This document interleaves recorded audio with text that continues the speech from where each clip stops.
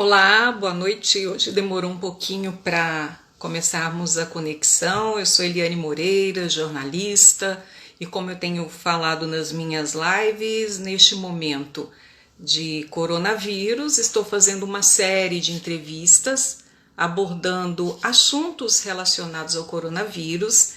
E esta semana, muito interessante, com a professora Ana Carolina, do IFTM. Ela é do curso de veterinária e também do curso de zootecnia, chegando aí na telinha agora, a professora Ana Carolina. E a live foi tão interessante que eu conversei com ela, combinei de também fazer essa live por meio do meu Instagram pessoal. E a professora já está aí, seja muito bem-vinda, professora, muito obrigada mais uma vez por ter aceitado este convite, em participar dessa live com a gente. Eu estava vendo, inclusive, alguns dados muito curiosos, professora. Olha só, por meio de um portal Melhores Amigos, onde esse portal aponta que existem mais de 28 milhões de lares com um ou mais cães.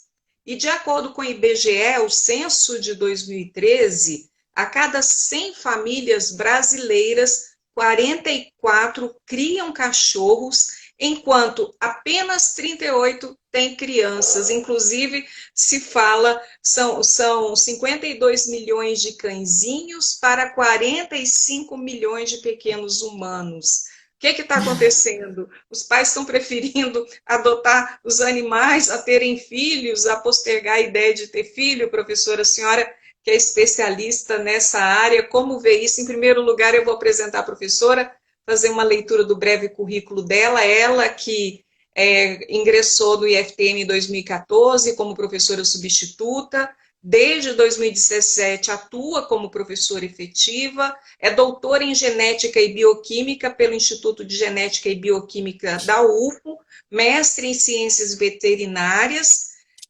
pela Faculdade de Medicina Veterinária da UFO, especialista em controle de qualidade de processos, e agora é professora do IFTM Campus Uberlândia, não é isso, professora? Não, aí foi onde a senhora fez Uberaba. especialização, né? Isso. Atualmente, e ela é também graduada em administração pela FAGEM, mas atualmente é professora do Instituto Federal do Triângulo Mineiro, no campus de Uberaba, nos cursos de zootecnia e veterinária, né? Então, professora, mais uma vez, seja muito bem-vinda. O que está, então, acontecendo com a família brasileira que está encolhendo o número de filhos e aumentando o número de cachorros? Isso Pois dados do é, IBGE. sim. Bom, eu quero te agradecer mais uma vez o convite, estar participando, é sempre um prazer.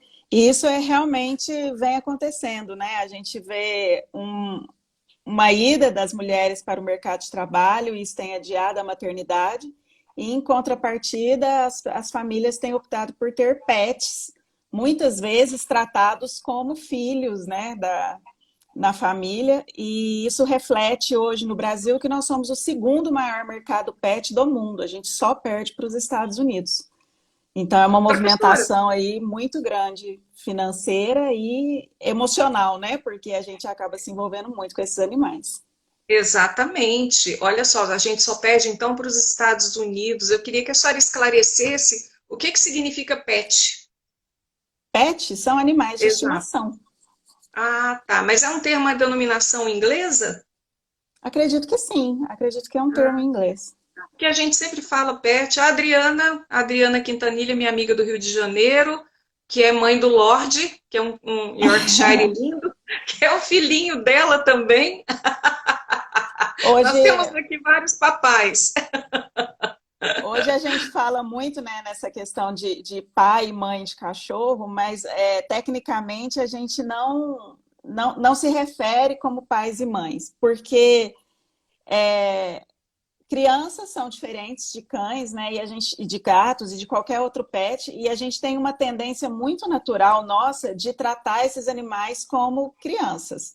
E a gente tem que ter muita atenção nisso, porque o comportamento é diferente, o que se espera é diferente, a educação é diferente. Então, hoje a gente também não denomina mais como proprietário ou como dono, porque eles não são objetos. Então, a gente se refere como tutores. Hoje, o termo mais correto seria o tutor, daquele animal, que ele é alguém que tem responsabilidade de criar, de cuidar, de educar e de garantir a saúde e o bem-estar desse animal, mas não é pai e mãe, né? A gente, é claro que em casa, eu costumo brincar com os meus alunos, lá na minha casa eu falo que eu sou a mamãe do meu cachorro e tal, né? A gente fala assim, em termos técnicos mesmo, quando a gente vai se referir a um cliente, a um paciente, né? A gente evita esse termo de pai e mãe.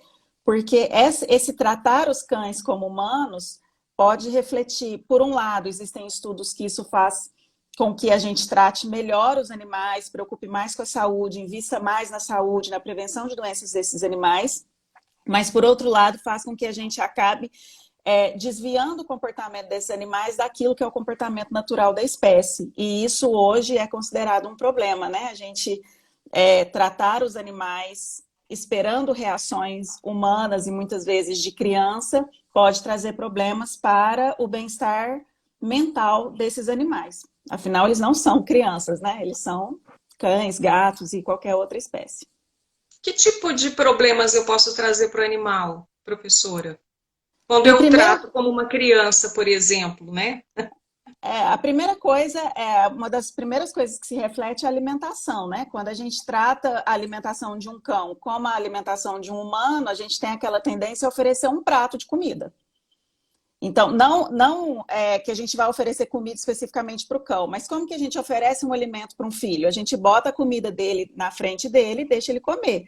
Né? O cão, ele precisa de ter um momento de busca desse alimento. O cão evoluiu caçando o próprio alimento. Então, essa forma que a gente oferece, né, uma forma humanizada de oferecer o alimento, ela não é totalmente adequada. E aí, às vezes, a gente fala para o tutor, né, que ele tem que oferecer num comedor lento, em alguma coisa que ofereça um desafio, que aquilo precisa ocupar a cabeça do cão, que ele precisa buscar esse alimento, porque isso faz parte do comportamento dele. O tutor às vezes fica até achando que a gente está querendo judiar, né? Dá a impressão de que eu estou colocando empecilhos na comida do cão e isso que eu estou judiando dele. Mas, na verdade, eu estou oferecendo uma atividade que vai levar ao bem-estar mental desse cão. Então, é importante que a gente tenha essa noção de diferença bem clara no modo de tratar esses animais. Além de deixar em colo demais, que impede que o cão brinque, por exemplo, né? Então, pôr para dormir na cama, dar banho demais, porque uma criança precisa tomar banho todos os dias, um cão, o ideal mais ou menos ali em torno de uma vez por mês, né? Vai depender, pode ter variações sempre, mas não é indicado esses banhos semanais que a gente já vê aí comum nos pet shops, já não é tão bacana assim, a gente já pode espaçar um pouquinho mais, porque é tudo diferente, o pH da pele é diferente, o comportamento é diferente, as reações esperadas são diferentes. Eu costumo brincar muito na clínica, a gente sabe direitinho quando é o tutor, o cachorro, por exemplo, que manda em casa. Porque você chega, o tutor chega com o cão e ele já vai te contando o que o cão gosta, o que o cão não gosta, né? Se o cão é que ele fala, olha, meu cachorro me mordeu, mas ele pediu desculpa, porque depois ele me lambeu. Aí fala, então, mas não é que ele te pediu desculpa, né? Na verdade, o cão, ele te mordeu porque ele se sentiu de alguma forma ameaçado por algum comportamento seu e depois ele te disse. Quando ele te lambeu, na verdade, o que ele te disse foi, o que você fez foi muito errado, mas eu te perdoo.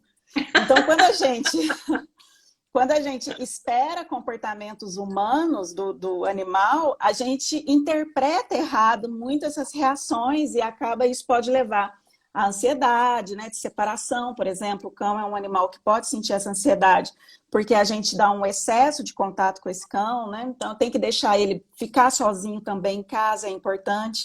Às vezes, aqui em casa eu vejo muito isso, meu marido fala assim, mas o cachorro tá lá fora sozinho, a gente tá aqui, ele não quer ficar com a gente? Deixa ele, se ele foi lá espontaneamente, é um momento que ele quer ficar lá, ele às vezes está tomando um sol, está brincando com alguma coisa, né, esse momento o cão tem essa independência, esse momento em que ele se diverte, sem o tutor também é importante. Então, vão encavalando coisas em cima de coisas que podem acontecer nessas reações. Mas, por outro lado, é aquilo que eu te falei, né? Essas pessoas que têm esse contato muito mais próximo com o cão são pessoas que investem muito mais na prevenção de doenças, em medicações, em tratamentos, quanto necessários, né? Então, também não é de todo ruim. A gente tem que encontrar o equilíbrio.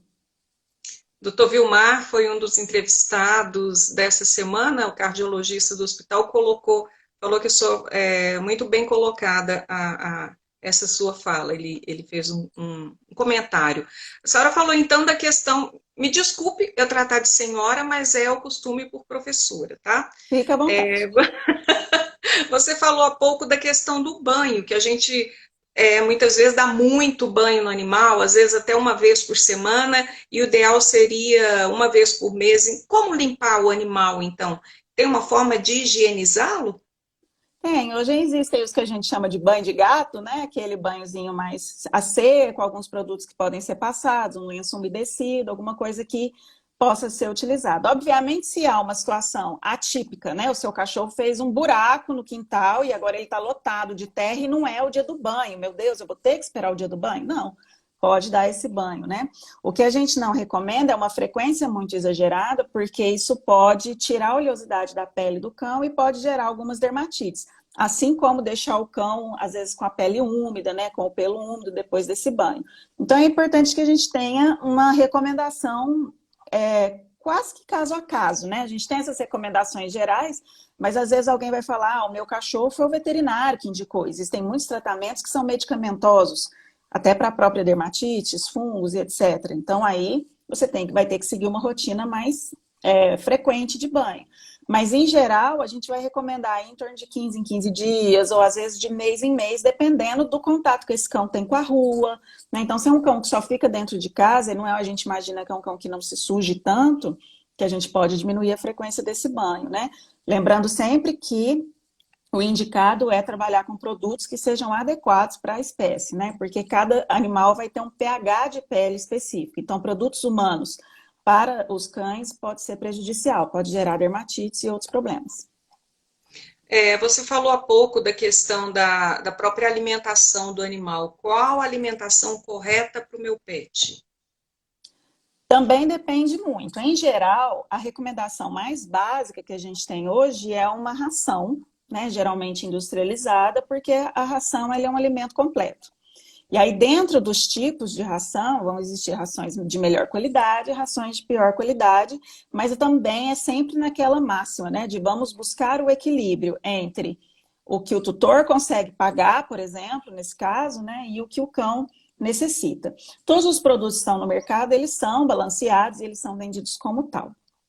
Porém, a gente tem alguns produtos que podem ser com matérias-primas de melhor qualidade do que outros. E isso faz com que o animal tenha que comer em menor quantidade, tenha um melhor aproveitamento dessa ração. Isso faz com que gere menos fezes, por exemplo, menos odor nas fezes, que são características que os tutores hoje buscam bastante, porque os cães estão literalmente na nossa cama, né? Hoje muitos cães dormem com os tutores, então essas melhorias que umas rações de melhor qualidade podem trazer são importantes e desejadas pelo tutor. Além disso, a gente tem alimentações que são medicamentosas, aí exige uma indicação veterinária. Então, cães, por exemplo, têm problemas cardíacos, existem rações que vão trazer alguns nutrientes específicos. Pode ter uma suplementação de ômega 3 ou uma taurina, algumas coisas que podem melhorar a situação daquele cão. Cães obesos, existem rações específicas. Cães com problemas renais, e gatos também. Gato é um animal que adquire bastante problema renal. Vai ter uma ração indicada também. Além das rações, e aí essas medicamentosas, elas são indicação médica mesmo. Agora, além das rações, a gente tem a alimentação natural, que se difere da alimentação caseira, né? Não é eu pegar a comida que eu fiz para mim e oferecer para o cão. É eu fazer uma comida na minha casa também, ou às vezes tem até alguns lugares que já vendem essa alimentação natural, você manda a formulação e eles fazem para você, assim como a gente faria uma marmita, por exemplo. Mas é uma alimentação que não é industrializada. E aí a gente vai usar matérias-primas mais frescas, que também tem o seu valor. Né? Ela também é uma alimentação que pode, sim, atender todas as necessidades do cão e do gato. Né? Porém, ela já exige um maior trabalho do tutor. Ela exige que o tutor faça o alimento no momento certo, que ele ofereça da quantidade certa. Né? Então, ele exige um pouco mais do tutor do que a ração. Mas tanto a alimentação natural quanto as rações são capazes de suprir as necessidades nutricionais dos pets. Não estou falando aqui de marca, professora, mas algumas rações vem escrito assim, essa ração é prêmio, não Uhum. sei, algo com essa denominação. O que é isso? Isso influi ou isso é um marketing? Ou porque de fato essa ração tem algo a mais? A gente tem hoje no mercado algumas classificações de rações. Então, a gente tem as rações que são chamadas de rações standard ou rações padrões, que são as rações de supermercado, digamos assim, né? Aquelas marcas que a gente vê no supermercado. Temos as rações que são premium e temos as rações que são super premium. Isso é uma determinação dos tipos de ração e não de marca, como você comentou. Quanto mais a gente vai escalonando nessa classificação, a gente vai obtendo rações com ingredientes com matérias-primas mais nobres, que aí vão gerar aquela condição que eu te falei, uma melhor absorção, menor resíduo, menor odor nas fezes. Então, a gente vai perceber a qualidade dessa ração muito pela proteína, né? Eu costumo falar para meus alunos, a primeira coisa que a gente olha quando a gente vai verificar a qualidade de uma ração é a fonte proteica dessa ração. Então, se eu vejo lá uma fonte farinha de osso, farinha de carne, farinha de vísceras, são fontes proteicas que são subprodutos do frigorífico. Então, são fontes proteicas que têm uma menor absorção, um menor aproveitamento. Isso faz com que eu tenha que colocar maiores quantidades dessas fontes na alimentação do animal. E aí, geralmente, isso faz com que a quantidade de proteína da ração seja muito alta. E aí é o que eu brinquei com você aquela vez, né? Vem escrito na ração, eu tenho 20% de ração, 18% de ração, 25% de ração. De ração, não, desculpa, de proteína, né? Eu tenho uma quantidade muito alta de proteína, é porque geralmente eu tenho uma baixa absorção. Então, eu tive que colocar muita quantidade para fazer um aproveitamento. Agora, quando eu vou subindo na classificação, eu já começo a encontrar algumas fontes mais nobres dessa proteína. Então, já começa a aparecer um ovo, já começa a aparecer a carne de frango e não farinha de vísceras, já começa a aparecer na Super Prêmio, já começa a aparecer um salmão, já começa a aparecer um cordeiro, né? Que são fontes proteicas mais nobres. E aí gera essa melhor digestibilidade, esse melhor aproveitamento dos ingredientes dessa ração. Por isso, a gente vai ter muitas vezes, o tutor acredita que comprar a Super Prêmio ou comprar a Prêmio é sempre mais caro do que comprar a Standard ou a padrão. Mas nem sempre.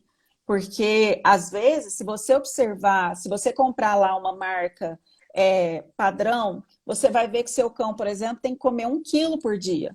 E se você comprar uma marca super premium, você vai ver que seu cão tem que comer 400 gramas no dia. E aí Ah, uma é o dobro da outra. Só que se você for reparar, quando ele come 1 quilo por dia, ele vai gastar essa ração mais rápido do que se ele estivesse comendo 400 gramas. Então acaba que nem sempre a ração de melhor qualidade vai ser mais cara quando a gente observar a relação custo-benefício, observar o quanto eu estou gastando para o quanto o animal está comendo. Então, muitas vezes eu tenho tutores que têm a condição financeira de dar uma ração melhor, mas não dá por desconhecimento, por acreditar, por exemplo, no marketing do supermercado, né? A gente, quando pensa em marcas de ração, a gente pensa naquelas de propaganda, né? Que são as que a gente conhece mais. E aí, nas clínicas veterinárias, a gente tem, às vezes, marcas que são menos conhecidas, mas que são de melhor qualidade e que são uma melhor relação custo-benefício mesmo. Eu vou ter um cão que vai ter menos fezes, fezes com menos odores, um pelo mais brilhante, porque há um aproveitamento melhor, né? Vai comer menos, vai fazer minha ração durar mais, então acaba que financeiramente compensa, às vezes iguala, às vezes até fica mais barato. Outra dica importante, comprar sacos de maior tamanho. Quando eu compro o saco de 1 quilo, eu tenho aí uma super prêmio de R$ 30, R$ 35. Mas se eu passar já para um saco de 3 quilos, esse preço por quilo já cai para 15, 18. Se eu compro um saco de 7 quilos, isso já cai para 12, para 10. Então, quanto maior o saco, menor tende a ser o preço por quilo. Então, isso é uma dica também para os tutores conseguirem comprar uma ração melhor com menor preço. Porém, é importante a gente lembrar que quanto maior o saco, né, mais tempo ele vai demorar para ser gasto e eu preciso ter uma condição de armazenamento correta na minha casa. Então, eu preciso guardar ela num pote que seja hermético, né, que não deixe essa ração ficar em contato com o ar, que não deixe essa ração entrar em contato com bicho, barata, rato, ou qualquer outra praga que possa passar por ali. A ração que fica aberta, ela pode ficar murcha, ela pode perder sabor, então é importante a gente fazer um armazenamento correto. Nunca deixar o saco direto em contato com o piso, porque às vezes você joga uma água para limpar o piso, molha esse saco, mofa essa ração. Então, é uma dica, porém ela também exige um cuidado no momento do armazenamento da gente. Mas os sacos menores também exigem. Professora, então, pelo que eu entendi, olhe o rótulo da ração, aquela que tiver maior quantidade de proteína seria mais indicada se o meu animal é um animal que está normal ali, não tem nenhum problema, nenhuma patologia, seria isso? Não, nem sempre a maior quantidade de proteína é a melhor. O que é importante é uma melhor matéria-prima de proteína. Então, uma proteína de melhor qualidade e não quantidade. Obviamente que isso é difícil para muitos dos tutores decidirem sozinhos. Então, o veterinário faz a indicação. Essa é uma coisa que, se você comentar com o seu veterinário, né, ele vai te cobrar uma consulta para te falar isso, né? Mas se você perguntar a ele, ele vai te dizer, olha, na sua situação eu tenho essa opção, qual que vai encaixar melhor? E aí, junto com o tutor, vai se chegar a uma conclusão de qual seria a melhor. Em alguns casos, principalmente alérgicos, muitas vezes o veterinário chega à conclusão que a alimentação natural é o melhor. Então, é importante que haja essa comunicação. O veterinário é o profissional mais capacitado para poder decidir isso, né? Qual que é a melhor relação custo-benefício, qual a melhor ração, se é alimentação natural, o que é que vai encaixar melhor no seu perfil, para atender o cão o máximo possível.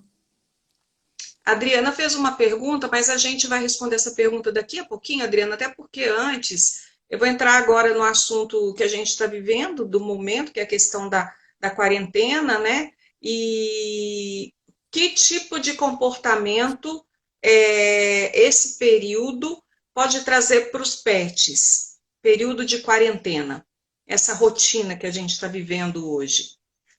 Bom, agora a gente tem duas situações mais ou menos extremas, né? Nós temos pessoas que estão trabalhando nas atividades essenciais, que estão praticamente o tempo todo fora de casa, mas de uma forma geral a gente pensa naquelas pessoas que estão mais tempo dentro de casa, né? E isso altera a rotina dos pets. Então, o que pode acontecer nesse momento? Ou o cão e o gato, né, nesse momento, estão mais ansiosos por essa presença, isso pode fazer com que eles demandem mais atenção do tutor, e muitas vezes a gente não está à toa em casa, a gente está trabalhando e não dá para dar essa atenção toda, né? Ou o cão vai ficar muito agitado, porque principalmente os cães, né, os gatos, a maior parte, quando criados de uma forma mais segura, estão dentro de casa. Tem aqueles que são criados mais soltos, mas o ideal é que eles estejam dentro de casa. Mas os cães, eles tendem a ter mais passeios regulares com os tutores, e agora isso provavelmente está diminuído, ou até mesmo alguns tutores nem conseguem manter esse passeio. Então isso pode gerar uma ansiedade também, principalmente naqueles cães que estão muito acostumados a esse comportamento.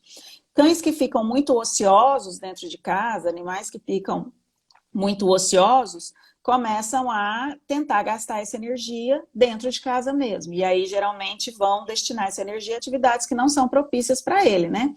Vão começar a estragar móveis, vão começar a subir em coisa que não deve, vão começar a pentelhar as pessoas da casa, né? Então, é importante a gente reparar toda e qualquer mudança no comportamento do animal em casa nesse momento. Que aí a gente vai ter que observar, né? Pode ser que esse cão agora esteja também mais dorminhoco, né? Porque ele tem menos atividade. Então, a gente tem que observar qualquer variação de comportamento pode ser encontrada.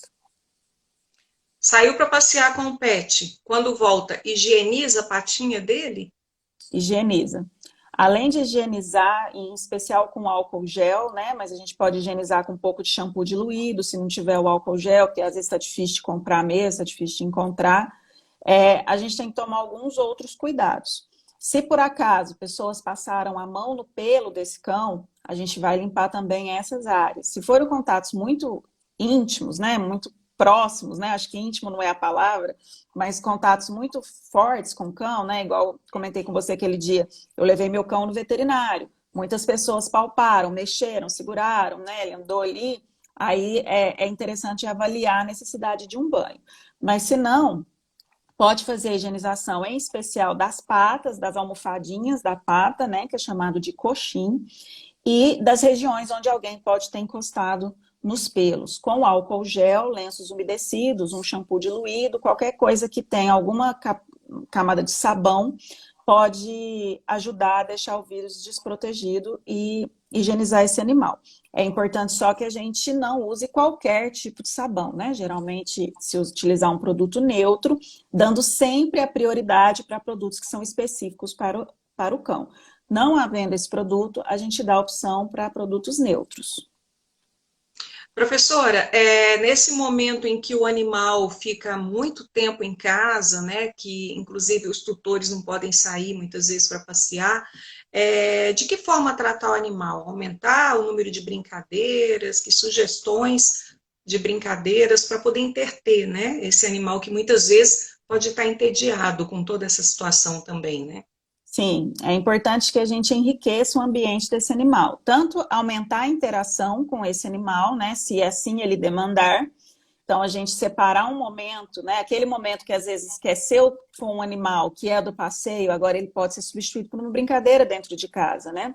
Aquele momento que o cão está mais entediado, a gente oferecer ali alguma atividade para ele. Lembrando que os animais não precisam só de espaço, né? Muitas vezes o tutor acha que pelo fato da casa ser grande ou o apartamento ser grande, que tá ok, que o cão está satisfeito com isso, mas é a interação é importante e a brincadeira, a atividade, ter alguma coisa para se ocupar que é importante.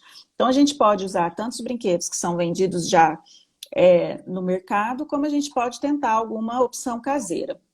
Em brinquedos de mercado, eu gosto muito dos ditos brinquedos inteligentes. Então, se você quiser ir pesquisar alguns brinquedos específicos, pesquise por brinquedos inteligentes, para pets, para cães, para gatos, e vão sair opções aí bastante interessantes que vão ocupar o cão de uma forma mais ativa.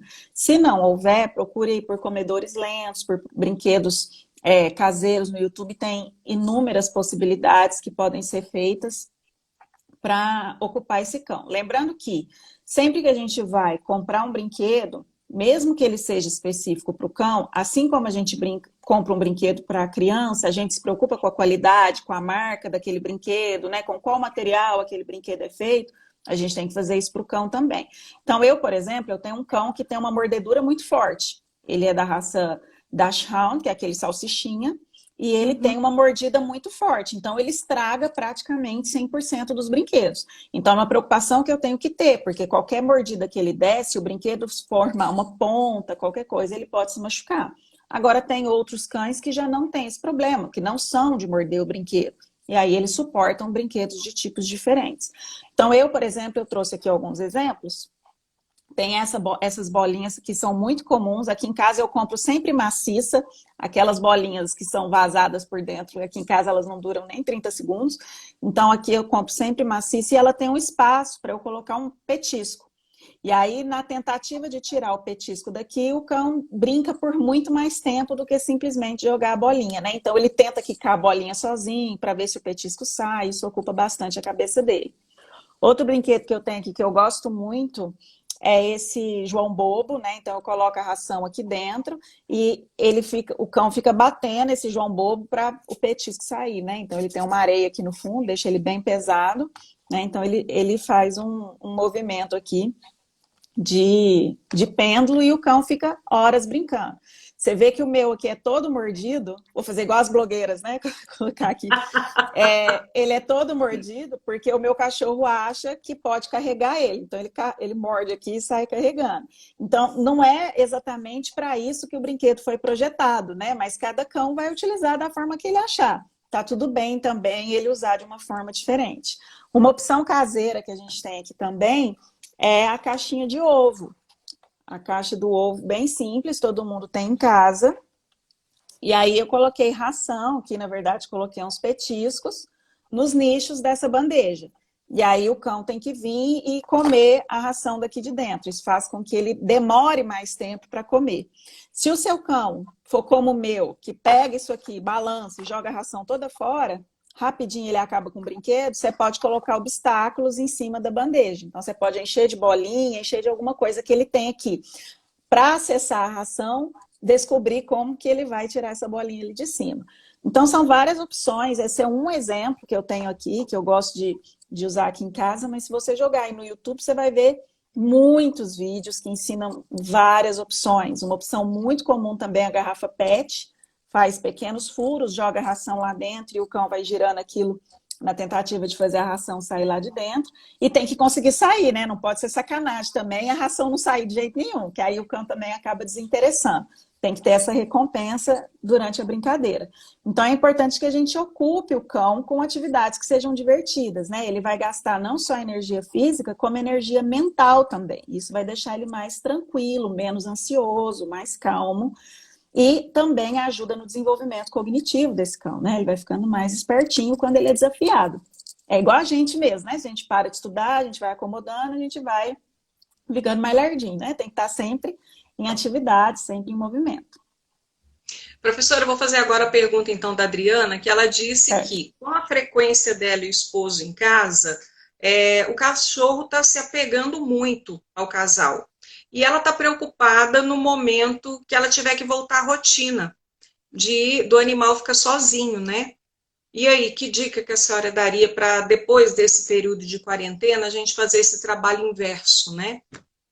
Isso é muito comum, já acontece muito, principalmente no período de férias, né? Que geralmente a família fica mais em casa, depois as crianças voltam para a escola, os pais vão trabalhar e o cachorro volta a ficar sozinho, e isso gera uma ansiedade.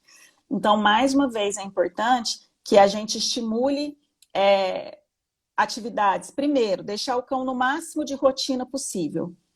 Obviamente que nós estamos numa situação muito atípica, né? E não dá para a gente garantir essa rotina, mas o quanto mais a gente conseguir, melhor. É importante que a gente esteja sempre tentando deixar o cão dentro de uma rotina que seja mais ou menos alinhada com aquilo que ele vai encontrar depois. Então, por exemplo, se quando você voltar a trabalhar, o seu cão não vai poder dormir dentro de casa, é importante que ele não durma dentro de casa agora.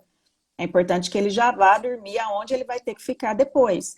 Então, se o seu cão não vai passear, ou ele vai voltar a passear, é importante que você tente, naquele horário do passeio, estimular alguma atividade ali, para que, se não, você não puder sair, pelo menos dentro de casa, para que ele acostume com aquilo. E é importante deixar aquilo que eu comentei com você mais cedo, de deixar o cão ter momentos sós.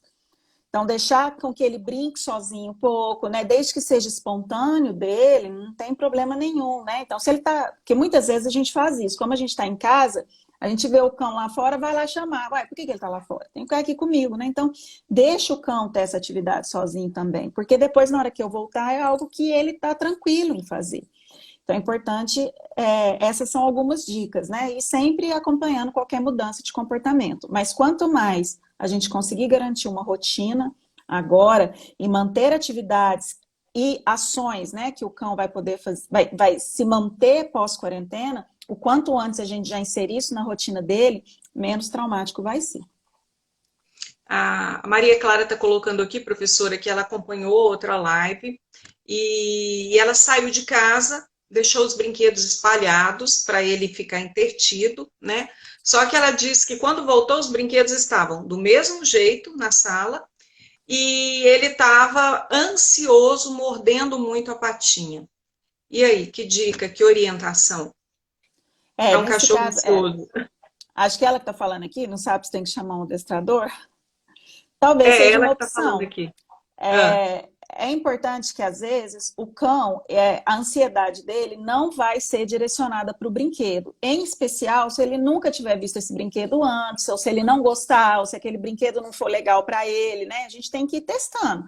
Tem brinquedos que eu compro aqui em casa que não fazem sucesso nenhum, tem brinquedos que fazem. Tem brinquedos que o cão quer uma interação, né? Então, é igual criança. Nesse caso, a gente pode comparar com criança, né? Tem criança que está brincando, ela está brincando sozinha, mas ela quer que você fique assistindo. O cão pode ter isso também. Às vezes ele quer brincar, mas com a sua presença ali. Aquele brinquedo sem a sua presença não é legal para ele. Então, a gente vai ter que testar aí coisas que intertam esse animal sem a presença da tutora. Quando a ansiedade, né? essa energia não é gasta da forma correta, uma das formas que ele vai gastar é a lambedura. Ele começa a lamber patas em excesso, né? Pode inclusive causar dermatite por lambedura, pode causar feridas, pode causar problemas. E o cão adquire isso como um hábito. Então seria importante passar por uma avaliação profissional, sim, para avaliar qual que é o nível dessa ansiedade e, em especial, as causas. Um adestrador seria capaz de identificar essas causas, né? Muitas vezes, o cão, por mais que exista o brinquedo, aquela atividade não é suficiente. Às vezes pela raça, às vezes pela idade. Você tem um filhote, você deixar ele o dia todo com brinquedos, ele vai brincar por 5 minutos e aí ele vai descambar para outra coisa, né? Porque ele é um filhote, ele tem muito mais energia, totalmente diferente do comportamento de um idoso, de um cão idoso, que vai ficar muito mais tranquilo, vai dormir mais tempo, vai ficar ok, sem tanta brincadeira, né? Às vezes a raça, labradores, por exemplo, são raças com extrema energia, então às vezes é muito difícil entreter só no brinquedo. Muitas vezes os adestradores vão indicar passeios, é uma forma bastante utilizada para diminuir a ansiedade, né? Então seria importante sim que ela passasse por uma avaliação mais profissional para que ela tenha uma noção do caso dela em específico, né? Porque são vários fatores que podem estar influenciando aí na ansiedade desse cão. Às vezes, dependendo, passando por um processo, por um veterinário, ele poderia indicar alguma coisa como um floral, né? Alguma coisa para ajudar também nessa ansiedade. Professora, por exemplo, um comportamento, você falou de um cão adulto, de um cão bebê, de um cão filhote. Quando eu sei que idade que o filhote, que o cachorro é considerado filhote, que idade ele já é considerado adulto, tem essas faixas etárias? Tem. A gente vai considerar um filhote até que ele entre na puberdade, que é o que seria o equivalente à nossa adolescência, né? Só que essa puberdade ela vai variar muito de raça, de tamanho. Geralmente os cães menores, eles entram na puberdade mais cedo. Então, em torno de 4 meses, 6 meses. Cães Nossa. médios vão entrar na puberdade em torno de 8 meses, às vezes 1 ano, mas nessa variação. E cães de raças maiores, cães de raças gigantes, podem demorar até 1 ano e meio para entrar na puberdade. Por que a gente determina a puberdade? Porque é onde está tendo o desenvolvimento máximo desse corpo, né? Depois que ele entra na puberdade, o ritmo de crescimento começa a diminuir. Então, é um momento que ele está com o metabolismo bastante acelerado, tem bastante energia. Depois, a gente vai considerar ele adulto até próximo de 7 anos. Com 7 anos, a gente começa a considerar esses cães idosos, né? Hoje, assim como os humanos, vivendo cada vez mais, né? A gente já tem relatos aí de cães de mais de 20 anos. É interessante isso. Agora, uma pergunta, uma curiosidade que eu tenho. Você vai levar o seu cachorro no veterinário ou numa clínica, aí tem aquela série de vacinas. Eu queria que você descrevesse, enquanto profissional, quais as que são essenciais e quais as que eu posso dar, mas que não vão fazer tanta falta. Então, a vacinação, ela é um procedimento que vai ser determinado, o protocolo vai ser determinado pelo veterinário. Por quê? Porque ele depende muito da região em que eu estou inserido.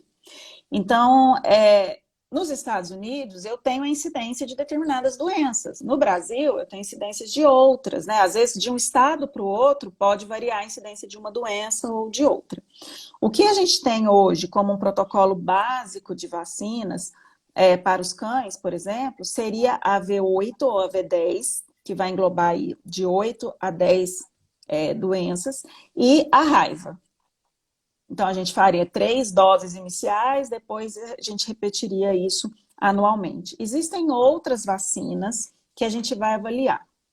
Então, existem vacinas para problemas respiratórios, que tem que avaliar se é necessário ou não, se você está numa região endêmica ou não. Existe a vacina para leishmaniose, por exemplo, que tem que avaliar com muito cuidado se vai fazer ou não a aplicação. Então, aí já é uma situação específica do veterinário, porque vai variar muito de região para região. Você frisou bem essa questão, muito cuidado, por quê? Ela pode dar alguma reação? Porque às vezes a vacinação, ela pode. A vacinação a gente tem mania de achar que ela é bobinha porque ela é preventiva, né? Mas ela vai atuar no sistema imunológico do animal. Então a primeira coisa que o corpo do animal tem que estar é saudável. Se ele não estiver saudável, a vacina não consegue atuar de forma correta. Então, se por acaso não há uma anamnese correta para fazer a aplicação, e a gente vê que isso acontece muito, né? Se você for em alguns estabelecimentos que vendem produtos veterinários, às vezes o veterinário nem está lá e alguém do balcão faz a aplicação. Se ele fizer no seu animal doente, por exemplo, ou não vai ter efetividade, ou pode trazer uma reação um pouco mais forte, porque a imunidade do seu cão não está adequada, né? Além disso, nesses locais onde a vacinação não é feita exclusivamente pelo veterinário, a gente pode ter problemas de armazenamento dessa ração, dessa vacina, que também vai influenciar diretamente na qualidade da resposta imunológica que essa vacina vai dar. E como esse local ele não é apropriado para vacinas, ele provavelmente não vai sofrer nenhum tipo de fiscalização nesse sentido. Então, a gente não tem como garantir.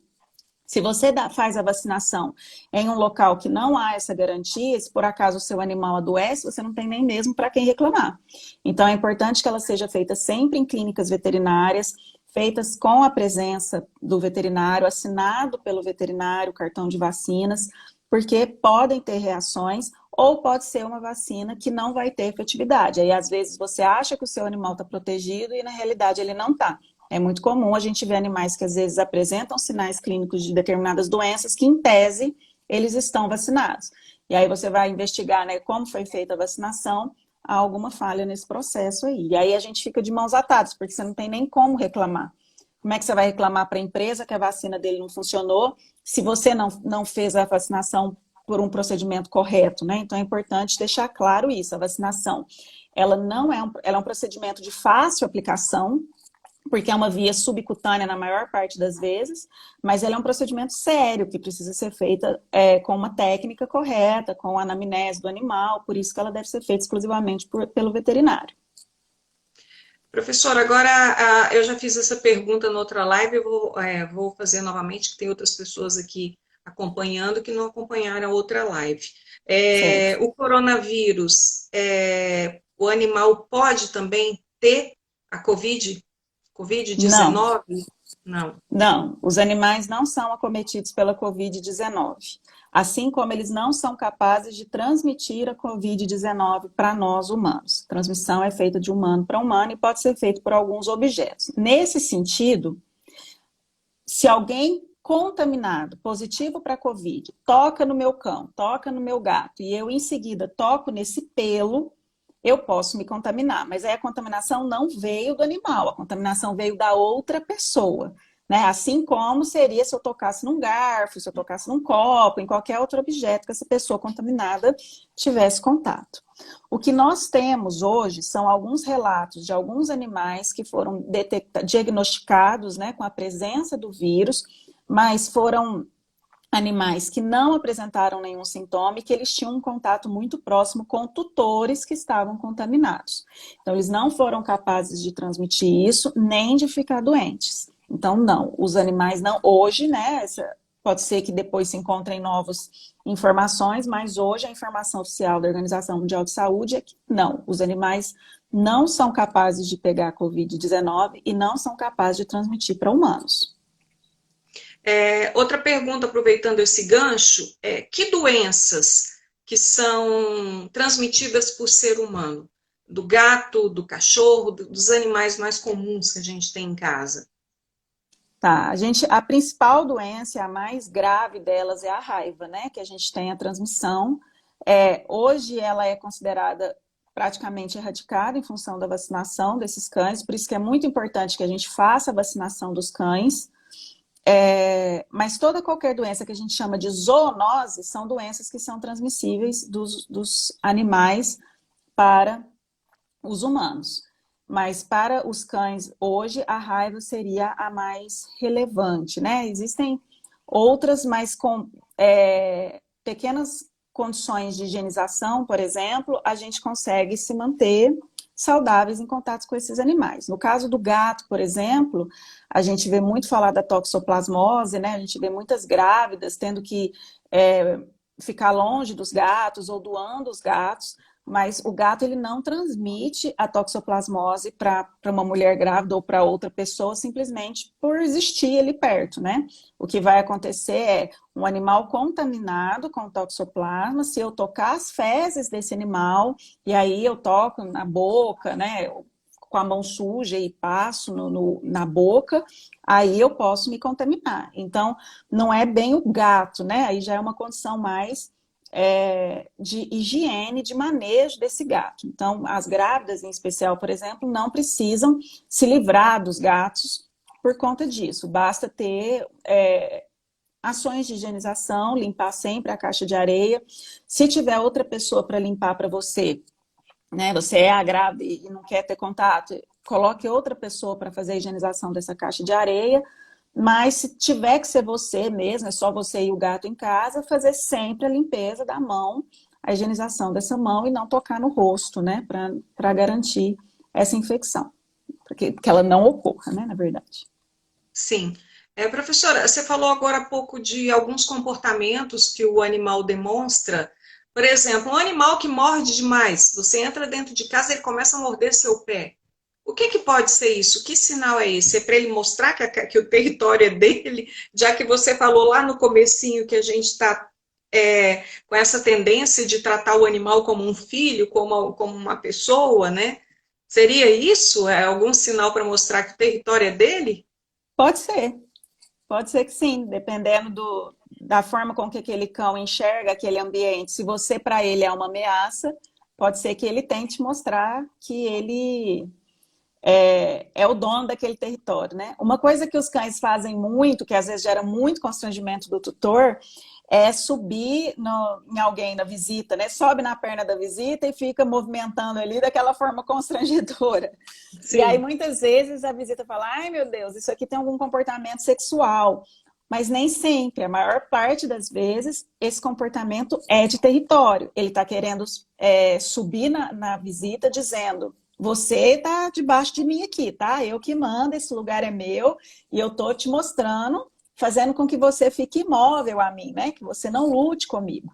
Então, muitas vezes faz isso com criança, né? Porque a criança é mais ou menos da mesma altura e aí ele quer competir com aquela criança ali, de que aquele ambiente é dele. Então, na maior parte das vezes, quando o cachorro sobe na visita e fica fazendo movimentos constrangedores, são muito mais ligados a um domínio de território do que a atividade sexual em si.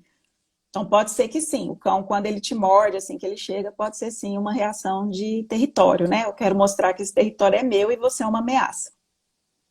Professora, uma dúvida minha agora. Eu ouvi certa vez que animais menores são porque são, como se fossem produzidos geneticamente para serem menores. E por isso esses animais menores teriam propensão a mais doenças. Isso é fato ou isso é fake?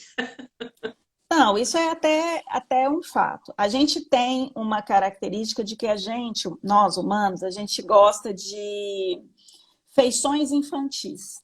Então, quando o animal é filhote, ele tem aquele olhão grande, né? Aquela carinha de pidão. Isso faz com que a gente ache isso muito mais fofo do que um cão mais velho. A gente faz isso com criança, né? A gente acha mais fofo essas feições mais infantis. Com isso, o melhoramento genético dos cães acabou usando isso a favor. Então, cada vez mais os cães que as pessoas querem, os cães que são mais vendidos, as raças que são mais desejadas, são aquelas raças que têm cada vez mais carinhas de filhote por mais tempo. Então, a gente começa a ver cães com olhos muito esbugalhados e para que aquela feição se mantenha, a gente vê, por exemplo, que o narizinho começa a ficar muito achatado. Então, a gente acaba gerando algumas alterações, né, na face desse cão que podem levar a comprometimentos de saúde. Então, o pug, por exemplo, Lhasa, Shih Tzu, né, que são animais do narizinho muito achatado, do crânio que a gente chama de braquicefálico, né, por esse narizinho, eles podem ter um comprometimento respiratório, por exemplo. Então, quanto mais manipulados geneticamente, esses animais vão ficando mais sensíveis. E junto com essa manipulação, para que a gente tenha características que são desejáveis, muitas vezes a gente traz juntos características que a gente chama de deletérias, que não são características tão desejáveis assim, mas que acaba vindo no pacote. E aí a gente acaba tendo propensão a algumas doenças de algumas raças em específico. Em especial, quanto mais mexido, quanto mais longe do que era originalmente essa raça, mais propensão a ter alguma característica aí deletéria eles vão ter. Além disso, a gente tem ainda o cruzamento de famílias, né? A gente tem cães de raça, muita gente que não tem o conhecimento técnico correto para fazer a reprodução desses cães. E aí eu costumo brincar, né? Você bate na casa da vizinha, você fala, você tem um pincher aí? Eu tenho um pincher aqui também, vamos cruzar.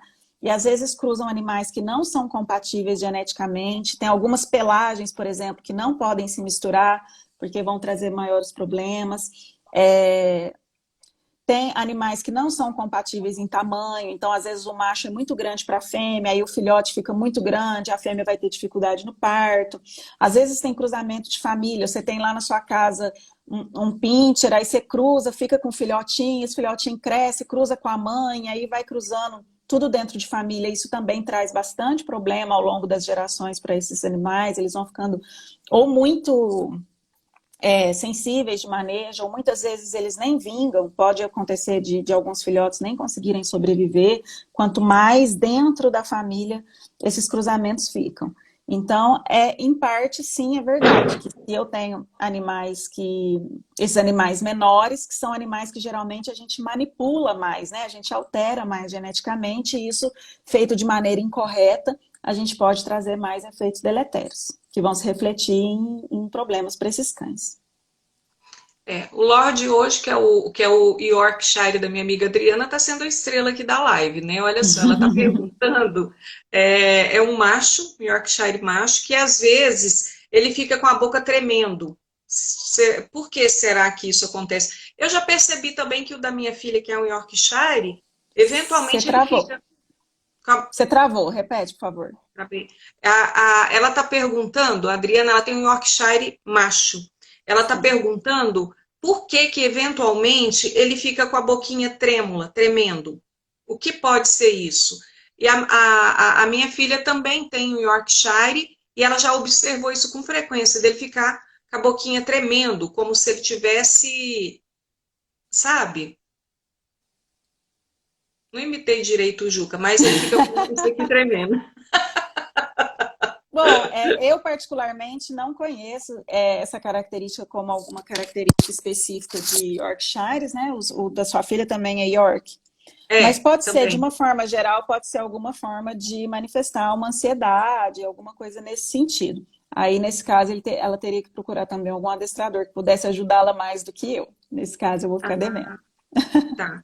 Tem que investigar também, né, professora? É sempre importante. Por que a gente, às vezes, as respostas não ficam satisfatórias, né? Falar, por que não é uma resposta, assim, enfática? Porque é muito caso a caso, né? Às vezes, você tem alguns comportamentos que são comuns à raça, mas as causas podem ser muito variadas. Então, seria importante que algum profissional pudesse ir lá ver com mais detalhes o caso, né? Se é um cão que apresenta ansiedade em quais momentos específicos que ele faz isso, se há um padrão, é sempre em uma mesma situação, se é uma situação em que eu percebo que o cão está mais estressado, ou se é do nada, está todo mundo relaxado em casa e o cão manifesta esse comportamento. Porque, assim, nesse sentido, a gente pode pensar, a princípio, eu consigo pensar em alguma coisa nesse sentido, que seja às vezes uma ansiedade, né, que ele manifesta com tensão, assim como a gente poderia morder mais forte uma mandíbula, alguma coisa assim. Mas pode ser inúmeras coisas, até aqui já viajando, tá? Por favor, Adriana, não desespere, não estou dizendo que é isso, mas pode ser até algum problema nervoso, por exemplo. Então é importante que às vezes a gente conheça com mais detalhes o caso para chegar a alguma conclusão. Então, às vezes as respostas vão ficar meio tem que ver, né? Mas é porque realmente tem que ver. Exatamente, tem que investigar e procurar um profissional, né, para ver o que pode ser isso. Agora, só abrindo um parêntese aqui, que a gente falou há pouco de cachorros que a gente vai desenvolvendo geneticamente para ficar pequenininho. O Sim. Yorkshire, que é da minha filha, os pais são pequenininhos, 1,5 kg, 2, e ele pesa 9 quilos. Então, ele Ixi, foi o inverso. gente, Eu, ele já saiu do tamanho da mãe, então. eu Já nunca nasceu do tamanho da mãe. Pois é, eu nunca vi um Yorkshire daquele tamanho. Ele tem 9 quilos e ele parece a Priscila da TV Colosso, mas ele é uma fofura, né? O dele foi o caminho inverso. Eu costumo falar para ela, filha, tudo que chega aqui em casa cresce muito. Cajamanga, o pé de cajamanga que ela trouxe, professora, era desse tamanhozinho, era mirim, tá desse tamanho. E você O tá Juca, morando em hã? Itu, que você tá, é em Itu que você tá Pois morando? é. O Juca era para ter. Era, mãe, eu prometo, ele vai ficar pequenininho. A mãe dele tem 1,5 kg. Tá bom, minha filha, então compra. O Juca tem 9 quilos. E O todo lugar Juca. que a gente chega, que raça que ele é? Yorkshire. Yorkshire? É bom que rendeu a compra, né? Você achou que ia comprar algo de 1 quilo, virou 9, rendeu demais. E ninguém encontra uma namorada pro Juca, porque toda É, Yorkshire realmente. fêmea dessa mãezinha. O Juca tá Realmente. sozinho. Geralmente a gente fala que o pai tem que ser menor que a mãe, porque o filhote ele vai puxar mais pro tamanho do pai. E aí, se ele é muito grande, a mãe acaba não aguentando a gestação, né? Porque ela vai ficar com um filhote muito grande pro tamanho dela muito pequenininho. Então, realmente, o Juca vai ficar sem namorada aí um bom tempo. Professora, agora a gente está quase encerrando rapidamente. A gente tem 3 minutinhos aqui. Quantas vezes eu devo levar o meu pet para o veterinário? Existe uma regra? Em geral, a gente vai recomendar aí que você faça um check-up pelo menos anual, né? Para que haja um acompanhamento geral da saúde desse cão. Mas se você levar com o início de sintomas, eu vou te confessar que a gente já vai estar no lucro, porque a gente percebe muitas vezes que o tutor ele vai enrolando para levar e deixa para levar mesmo só na hora que o cão já está numa condição mais avançada. Então é importante que a gente faça um manejo preventivo, então vermifugação, vacinação, vermifugação de 6 em 6 meses, pelo menos. Se o seu cão sai na rua, aí o veterinário provavelmente vai indicar uma frequência maior dessa vermifugação. Vacinação todo ano. No momento que faz essa vacinação, é importante que ele passe por uma pequena consulta para fazer uma verificação geral.